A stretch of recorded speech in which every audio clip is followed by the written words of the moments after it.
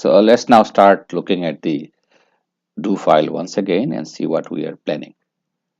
So now we have done what we have done. For example, we were only looking at demand, but I can transform a variable. I could say I don't want the demand variable as a y variable. I want log of demand as a y variable. What it means instead, I can create new variables. So let's see what happened. I can say generate. So let's say generate, and I can say a demand function. So say log. I can name a new variable. So L demand, which means and this is ln, which is the natural log of demand. So see what I have done. I'm creating a new variable which is known as L demand, and I do this immediately. You can see this is where you have a new variable coming up, and it has no error. So it's created all of them. It's creating a missing variable, and you know why? Let's look at the data right here. So you realize that I can look at my data anytime I want, and it could not generate this one because log of 0 is not known. So remember that we have a 0 in our demand, which means this. So now if I use the log data, the number of data will drop, and this is dot means missing data. So this data does not exist, but this is created a log file. So just to show you that we can always see our data, and it's actually right here. You can see your data. This is where you can look into the data anytime you want. So I created this. But if you go back, I have already done it here. So if I now run this one, and let me show you, if I run this one, which is supposed to do exactly the same thing, and it says right here that L demand already defined, means I have already just created it. So it cannot, so this is interesting one, it cannot replace the same variable if once it is created. So one thing to do, maybe I should drop that variable. So the idea is drop L demand. So the moment I made this command, you see that is gone. So I can go back to my this file and I say, okay, run this one. Not only that, I can run these three log demands. So I have log of price, log of income, which is like a Cobb-Douglas demand function, if you understand what I'm trying to say. I can make a price square, and I say demand price 2 equal to price to the power. And remember, this hat is actually to the power. So I can do this. I can also create reciprocal of income, which is 1 over income. So I can create anytime anything I like. So I have just done it. So this is so I have created all of them. And not only that, I was running a new regression. So regress L demand with L price. So remember, previously demand with price, and if you go back here, demand with price was a positive relationship.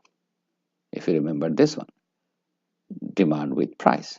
Now we come here and we say L demand with L price is a negative relationship. So much better because at least it's negative. You look at R square, it's actually much better. Remember the first R square, if you go back here, it was 0.002. So this means this in particular case, this data is giving a much better result with log transformation. So you can do the log transformation. You can go back to your Gujarati, and there is a chapter that you can look into it, why we are doing it. But we can always create this, and this is my new regression. So I can create new variables, and you see how many variables I have created: log of demand, log of price, log of income, price square, reciprocal of income, which is 1 over income. So I can create anything I like. So we go back to our do file and see what else I was showing you. I was showing you 2 more things, which is right here. That so this is, let me run. So in other words, I'm running 2 more regression. So one is a regression. First one is a regression with log of demand, with log of price and log of income. So it's showing, remember this data number of data set has become 12 because that 0 has gone. So that is 1. R square is quite high, 0.10. I was doing a second regression, which is price and price square and income. And this R square is also pretty good. So, but in all cases, remember this level of significance is not good, which is not our objective here. Our objective is how to run regression. So I think we have covered most of, more or less, how to use STATA. So you remember this, you've got, how to use do file. So you can come here and you can write anything you want. You want to create one more variable, you can just write here. I can say generate, you say demand R equal to 1 over demand. So you can create another variable if you want to. And if you create it, if you want to, so this is, you can create and you can run this, and it will Again, Control D, and it will create a new variable. See, immediately it has control. It has also missing one because one of the demand was 0. So if you go back to how what has happened, remember the 0 has a problem. We'll come back on this one. So see, the 1 0 demand R it could not find because 1 over 0 is infinity. So that is why it could not do it. So I can close this one. So it means if I go to my do file, I can make everything. So I can save my do file right here. So my do file is saved, which means I can go back and run it again. Okay, anytime I run it. So if I was say I would like to stop here, so I give you some tricks to know.